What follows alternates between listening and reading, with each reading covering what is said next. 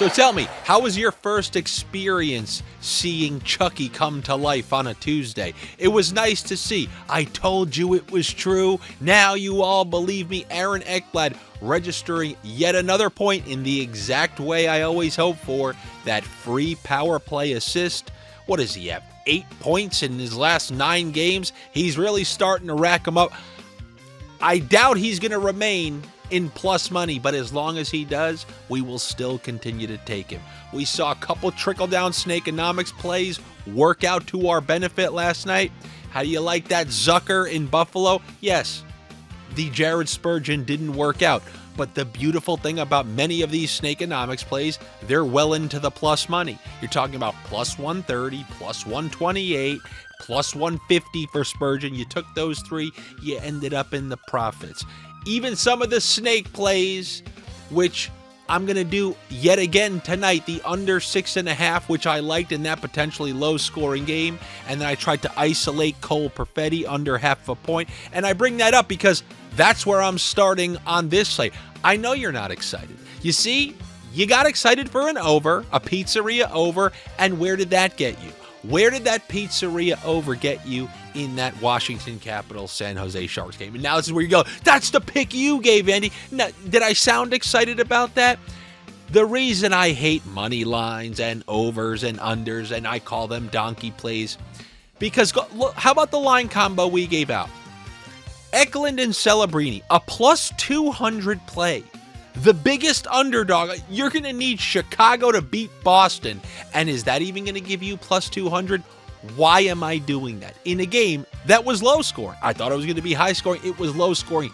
You can still hit plus 200. So that's kind of why I like snipping into the player props and finding deals that way. You saw it last night with the under 6.5. With the Cole Perfetti under half of a point to get the under 6.5 at plus money. And I'm going to do that once again in this Dallas Stars LA Kings game. Dallas Stars, they go through stretches where they really flex their defensive muscles. And when they get good goaltending, 1 goal for the Utah Phoenix Coyotes. And you saw before that, Dallas held Winnipeg to 1 goal as well. So Dallas is on one of these under runs. The Kings are on a 3-year unders run. They have trouble scoring. However, they're pretty good at keeping pucks out of their net. So while there are a lot of talented players on the ice, there are so many players who should be able to put the puck in the net. The only thing I see staring at me in this game is an under 6.5.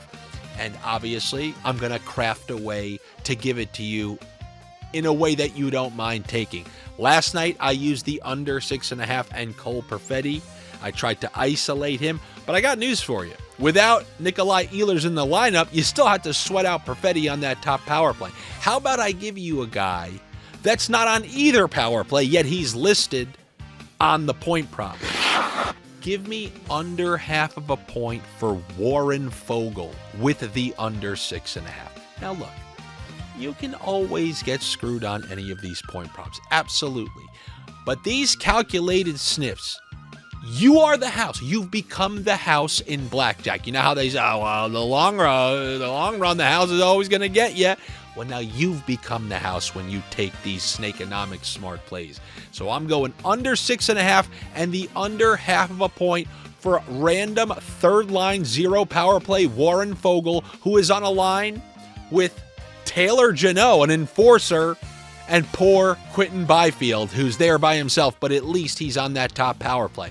How about we look at the Toronto Maple Leafs and the Nashville Predators? It's really tough right now with Toronto because, you know, almost everyone's listed at 1.5. You got Tavares, who has a high price. Matthew Nyes, he's playing with such good players. Yeah, that is an option there, but you want to know what I'm going to go with here? This other side, I mean, these Nashville Predators, obviously everybody knows how disappointing they've been. But that top line, they were together last year. O'Reilly, Forsberg, Nyquist, they're not the problem. The problem are the new forwards. The Stamkos, the Marchessault. That second line has not worked all year. they try to kind of break it up a little bit. They've tried putting Stamkos up top. They've tried putting Marchessault up top. But then it disrupts the decent chemistry of that first line. So I think they just said, you know what? Look, we got to use our top line. And hopefully Stamkos, Marchessault, Novak, they can just make it work at some point. When is that some point coming? Because we're still getting Marchessault and Stamkos for minus 105, under half of a point. Jonathan Marchessault, who I'm going to be focusing on, he was moved off the top power play temporarily for Gustav Nyquist. So I'm getting him for under half of a point at minus 105. He hasn't registered a point in 4 straight games, 5 straight games. He's only registered a point in 3 out of his last 13 or 14 games. This is a guy who's struggling even more so than Stamkos. And I guess he's still getting that Vegas respect. Minus 105 for under half of a point. I'm going to take that against the Toronto Maple Leafs. And then you just saw Vegas play a low-scoring shutout. They just really eked out a low-scoring, low-event game. They just focused on checking. And now, after shutting out the Edmonton Oilers, a potential playoff foe, they got to do the classic go to Anaheim. What did we just see last week? We saw them beat the Winnipeg Jets in a pretty thrilling game and then get absolutely stomped by the Utah Phoenix Coyotes. And now they're in a situation where that could potentially happen again. Maybe they'll get it up for this game. Maybe it's like, yo, we cannot do this twice in 1 week. But with that said, Anaheim sitting at home after a 4-3 overtime win against the Ottawa Senators. I like them to go over 2.5 goals. Isn't that great? Great bet, right? So, oh my God. Over 2.5 goals, minus 130.